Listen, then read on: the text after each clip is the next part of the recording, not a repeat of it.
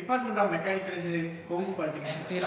Department of automobile engineering from Kongu polytechnic college. நான் பார்த்தீங்கன்னா 2022 வந்து 10th கம்ப்ளீட் பண்ணி டிப்ளமோ எஜுகேஷன் சூஸ் பண்ணி வந்தேன். டிப்ளமோ எஜுகேஷனில் எந்த காலேஜ் பெஸ்ட்டாக இருக்குன்னு பார்த்தோம்னா கொங்கு பாலிடெக்னிக் வந்து ரிலேஷன் மூலியமா எனக்கு தெரிஞ்சது.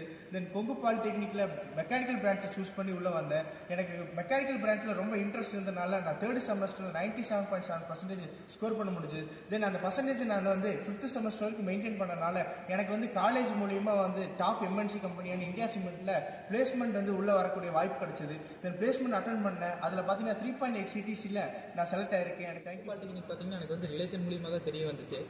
அதனால தான் நான் இந்த காலேஜ் ஜாயின் பண்ணேன். நான் படித்தது ஃபுல்லாகவே தமிழ் மீடியத்தில் தான் படித்தேன். நான் இங்கே வந்து தமிழில் தான் எல்லாம் படித்து கற்றுக்கிட்டேன். படித்து புரிஞ்சுக்கிறதுக்கு ஸ்டாஃப்ஸும் நல்லா ஹெல்ப் பண்ணாங்க. லேப் ஃபெசிலிட்டியும் ரொம்ப நல்லா இருந்துச்சு. அதனால் என்னால் ரொம்ப ஆட்டோமொபைல் சம்மந்தமாக நிறையா கற்றுக்க முடிஞ்சிச்சு. அதை தேடி வந்தோம்.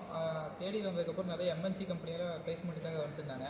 நான் பிளேஸ்மெண்ட்டுக்கு தான் போகிறனால அசோக் லேலண்ட் கம்பெனி வந்திருந்தாங்க. அதில் வந்து 3 ரவுண்ட் வச்சுருந்தாங்க. 3 ரவுண்ட்லையும் செலக்ட் ஆகி இப்போது 4.5 LPAவில் செலக்ட் ஆகிக்கிறேன்.